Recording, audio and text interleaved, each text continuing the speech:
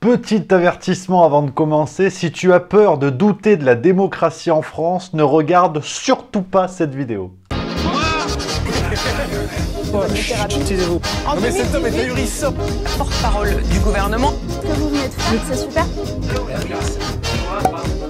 Ah, vous le savez, c'est vrai que je radote, hein. On dirait Sandrine Rousseau qui se sent obligée à chaque débat de dire une connerie, mais je vais ouvrir ma vidéo aujourd'hui de cette manière-là. N'oubliez pas de vous abonner, les amis, ça c'est important. Le petit clic, ça mange pas de pain. Puis t'as le pouce bleu, les vidéos remontent, vous êtes de plus en plus nombreux. Juste milieu se répand comme une traînée de poudre, comme disait Jean-Luc Delarue. Alors vous l'aurez compris, aujourd'hui on va parler vote par correspondance, mais pour bien saisir les enjeux de ce micmac qui est en train de se dessiner à l'horizon, il faut remonter un petit peu dans le temps. C'est impossible! Non, ça ne peut pas être toi! Ce n'est pas logique que tu puisses être là! Oui, j'avais fait une vidéo le 17 février 2021, ça nous rajeunit pas tout ça? Cette vidéo c'était sur le vote par anticipation, le lien est dans la description, dans les sources si tu veux regarder tout ça. Et déjà à cette époque, il y avait un truc qui sentait quand même le Jean-Louis Borloo en fin de soirée, parce qu'on nous avait expliqué, c'était une actualité qui était passée, qu'un amendement avait été déposé en toute discrétion le 16 février 2021 dans un projet de loi sur l'organisation du prochain scrutin présidentiel. Alors les Français qui le souhaitent pourraient voter en avance jusqu'à 6 jours avant le scrutin à l'aide de machines électroniques installées dans quelques villes de France. Alors ni vu ni connu, c'était passé, la presse s'en était enquérie quand même un petit peu, notamment un article du Monde du 17 février qui nous expliquait que l'amendement qui doit être soumis aux parlementaires prévoit un vote via une machine à voter à une date fixée par décret durant la semaine précédant le scrutin. Ouais. Il y avait embrouille, machine à voter, tout ça, tu dis, il y a un truc qui, tu vois, il y a une saveur amère en fond de palais, quoi. Qu'est-ce que c'est que cette matière? C'est de la merde! Alors déjà à l'époque, on avait Christophe Castaner, le fêtard saveur huile d'olive, qui nous avait dit sur France 2 le 17 février que non, le but n'était pas de modifier le fonctionnement de la démocratie en France. Mais non, c'était l'objectif, c'est de baisser l'abstention. Oui, donc c'est quelque part, c'est à but humanitaire. Voilà, c'est ça en fait. C'est pour le bien de la démocratie. À aucun moment... Quoi, tu doutes? Oh. Non, puis c'est vrai qu'il y avait aussi l'argument de la crise sanitaire, tout ça. Enfin, toutes les raisons étaient bonnes pour mettre en place un mode de scrutin dont on n'a pas vraiment besoin. Mais attention, c'est que le début, je suis pas chaud là. Oui, alors pour boucler sur ce dossier-là qui date de plusieurs mois, l'amendement avait été rejeté, mais tu sentais que le cafard était dans la poutre, comme on dit dans le milieu du bricolage. Puis le temps a passé, depuis on a eu passe sanitaire, on a un coronavirus qui... pour l'instant, a pris des vacances, mais bon, faut quand même mettre des mesures drastiques. Puis, tu vois, il y a le football, il y a des gens qui se battent dans les stades, il y a Messi qui est blessé, il y a le débat Zemmour-Mélenchon. Mais voyons.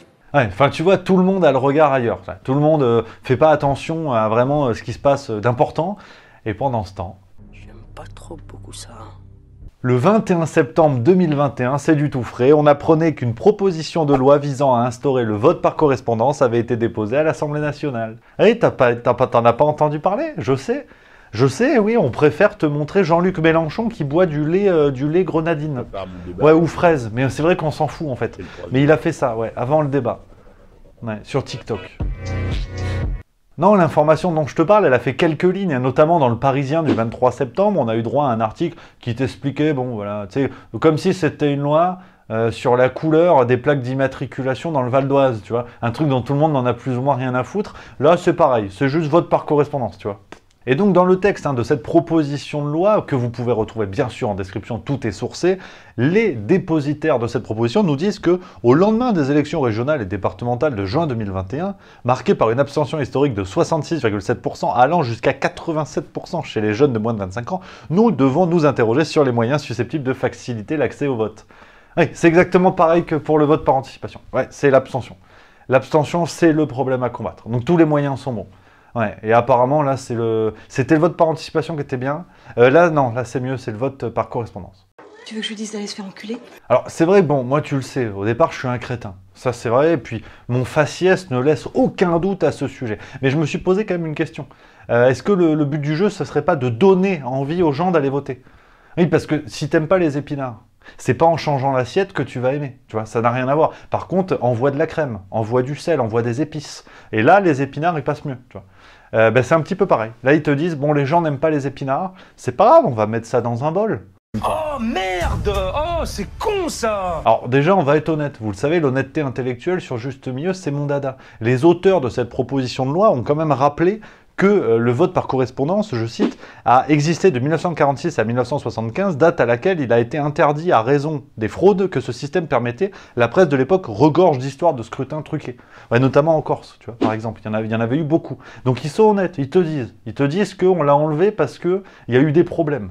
Bon, alors là encore, une question basique, tu vois, une question de pangolin ascendant Rottweiler à poil ras. J'ai dit, c'est peut-être une bonne raison du coup de ne pas le remettre s'il y a eu des fraudes. Non, ils ont une explication. Ils nous disent, il est apparu que la technique de fraude n'était pas tant le vote par correspondance que l'utilisation à dessein des listes électorales. J'ai pas compris. Sincèrement, j'ai pas compris, mais bon, c'est des députés, hein. Donc c'est très sérieux. Donc je pense que c'est de ma faute, quelque part. Moi, j'ai pas compris. Si vous l'avez, vous le dites en commentaire. Ouais, j'en vois au fond de la salle qui se disent « Mais qui sont ces députés qui ont proposé ça? C'est encore des types La République En Marche. » Même pas. Tu te mets le doigt dans l'œil jusqu'au rectum. Non, non, ce sont des députés du groupe socialiste et apparenté, menés notamment par Cécile Untermaier. Et ouais, ce sont des socialistes, ouais, qui ont proposé ça. Comme quoi, hein, y a de bonnes bêtes sous tout poil. Hein. Le changement, c'est maintenant! Enfin bref, les justifications de cette proposition de loi passée en toute discrétion sont que, par exemple, ça se passe bien dans certains pays. Tu vois, en Allemagne, il y a un vote postal depuis 1957, au Royaume-Uni, en Suisse, en Espagne, en Australie. Et ils te disent, regardez, il n'y a pas de problème. Alors pareil, tu sais, tu as la question, ouais, mais chez nous, il y avait eu des fraudes. Australie, kangourou. D'accord. Alors, c'est vrai que parfois, ça marche pas trop. Là, je sais qu'il y a des esprits chagrins qui ont quelque chose en tête et qui se disent, quand est-ce qu'il va en parler, ce con? Les États-Unis, ouais.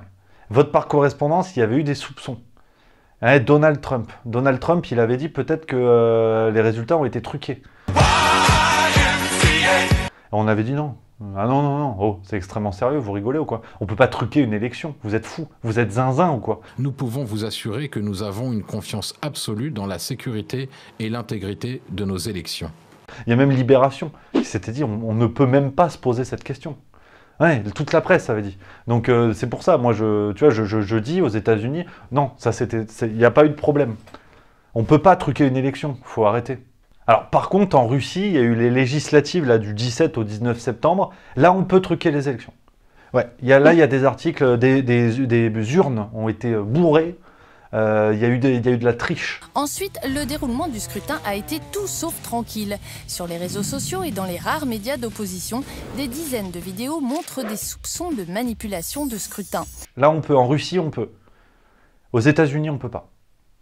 Parce que le climat... je sais pas. Donc, si on résume la salade, parce que c'est vrai que là, on va commencer à entrer dans le dur. Là, je t'ai raconté les actualités, là, on va réfléchir. Là, on va réfléchir parce que y a du soupçon dans cette affaire de vote par correspondance qui veut être mis en urgence, parce que si on réfléchit 2 minutes, je peux le faire, tu peux le faire. On est une équipe. Seul, on va vite, ensemble, on va loin. Donc si on résume la salade, on a des députés qui veulent mettre en place le vote par correspondance en France. C'est-à-dire, tu as des types qui vont envoyer leur vote par enveloppe, qui seront disséminés dans tout le pays. Ouais. Ce même pays, à savoir la France, qui n'a pas été foutu de gérer l'envoi de la propagande électorale aux dernières élections régionales. Tu t'en rappelles, c'était le scandale Adrexo. Ouais, le gouvernement avait plus ou moins privatisé la distribution des programmes de campagne des candidats dans les régions. Et on a un rapport sénatorial du 22 juillet 2021 qui nous explique que 17 millions de Français n'avaient pas reçu de propagande électorale lors du second tour. C'est pas drôle. Oh, si. Ouais, donc tu vois, c'est quand même un scandale d'ampleur. En démocratie, des gens n'ont pas reçu des programmes électoraux. C'est grave. Mais on a quand même des députés qui veulent faire le vote par correspondance. Alors qu'on n'en sera pas capable. On le sait très bien, il va y avoir des problèmes. Mais c'est pas grave, parce qu'il faut combattre l'abstention. Comme ça, là, on va lui marave sa gueule à l'abstention. Donc en guise de conclusion, parce que là encore, vous connaissez la guinguette, l'idée, c'est pas de tout rejeter en bloc. Ce vote par correspondance, pourquoi pas? Effectivement, il y a des pays où ça se passe très bien, où il y a peu ou pas de cas de fraude. Donc faut pas te rejeter en bloc, vous le savez, sur Juste Milieu, on n'est pas des affreux jojos. On n'est pas des Allemands! Merde! En revanche, dans le cas de la France, je me permets quand même d'avoir quelques réserves, et pas seulement au niveau de mes abdominaux. Non, parce que c'est vrai qu'on n'a pas été foutu d'organiser convenablement une élection régionale et d'envoyer les programmes à tout le monde.